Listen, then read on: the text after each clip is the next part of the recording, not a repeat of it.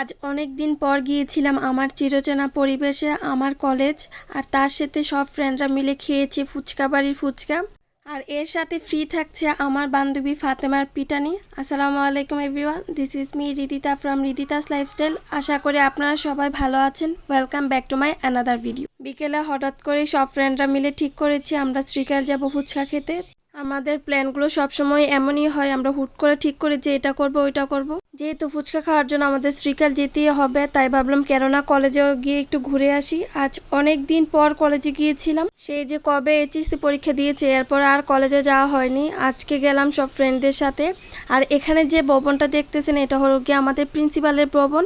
এটার ভিতরে আমরা কখনোই যাইনি, খালি বাইরের থেকে দেখিয়েছি যতটুকু। আর এখানেও প্রায় সময় আমরা বসে থাকতাম, ফ্রেন্ডরা মিলে আড্ডা দিতাম, এর বাইরে আর কিছুই না। আর এই যে মাঠটা যে দেখতেছেন এটা হলো গিয়ে আমাদের যত প্রোগ্রাম করা হয় এখানে করা হয়। আর এই তো সামনে আমার ফ্রেন্ডরা হেঁটে যাচ্ছে। বাই দ্য ওয়ে, আমার এখানে কিন্তু সব ফ্রেন্ডরা এইচএসসি পরীক্ষা দেয়নি, খালি মাত্র আমি আর আমার একটা ফ্রেন্ড দিয়েছি, আর সবাই আমাদের ছোট। যেহেতু আমরা হুট করে প্ল্যান করেছি, ওরা কেউই বাসায় ছিল না, ওরা কলেজে ছিল, তাই কলেজে ওদেরকে ফোন দিলাম, ফোন দিয়ে বলেছি এখানে চলে আসতে। আর এটাই হলো গিয়ে আমাদের সেই কলেজ। আর এখানে প্রভা হাই করতেছে আর কি যেন আরেকটা বলছে, আমার এক্স্যাক্টলি মনে নাই। এই কলেজে আমাদের অনেক অনেক স্মৃতি জড়িয়ে আছে। আর ইনি হলেন গিয়ে আমাদের সেই প্রতিষ্ঠাতা। বাই দ্য ওয়ে, আমাদের কলেজ কিন্তু 1941 সালে প্রতিষ্ঠিত হয়। আমাদের এই শ্রীকাল কলেজ একটি ঐতিহ্যবাহী কলেজ। আগেকার দিনে এই কলেজে অনেক দূর দূরান্ত থেকে অনেক মানুষ পড়তে আসতেন। এখন হয়তো বা শহরে অনেক বড় বড় কলেজ হয়ে এটার এত মান নেই, কিন্তু এখনও আমাদের এই কলেজের প্রতি সবার একটা টান কাজ করে। আর এখানে আমি দেখাচ্ছিলাম কলেজের দোতলায় একটা মধুর বাসা হয়েছে, আর এটা কিন্তু সব সময় থাকে। বাই দ্য ওয়ে, আমাদের কলেজটা কিন্তু অনেক সুন্দর। আর এদিকের যে সব থেকে বেশি সুন্দরটা হলো গিয়ে প্রকৃতিটা। এখানে পুরোটা কলেজ গাছ দিয়ে ভরা। আর এইদিকে আমার সব ফ্রেন্ডরা ছবি তোলা নিয়ে ব্যস্ত, অনেক দিন পর কলেজে আসছে, তারা সবাই ছবি তুলবে। আমরা কিন্তু কলেজে অনেক ছবি উঠাইছি, আমাদের এমন কোনো ভবনের সামনে নাই যে ছবি উঠানো হয় না। আর এটা হলো গিয়ে আমাদের কলেজের যে মাঝের পুকুরটা, এদিকে কিন্তু মাছ চাষ করা হয়। এখানে আমরা আধা ঘন্টার মতো থাকার পর বের হয়ে যাচ্ছি, এখন ফুচকা খেতে যাব। আর এখানে যে ভবনটা দেখা যাচ্ছে এটা হলো গিয়ে আরেকটা আমাদের প্রোগ্রাম করার, যখন আমাদের ছোটোখাটো প্রোগ্রাম করা হয় তখন এটাতে করা হয়। আর এই যে জায়গাটা দেখতেছেন এটা হলো আমাদের সব থেকে ফেভারিট জায়গা ছিল।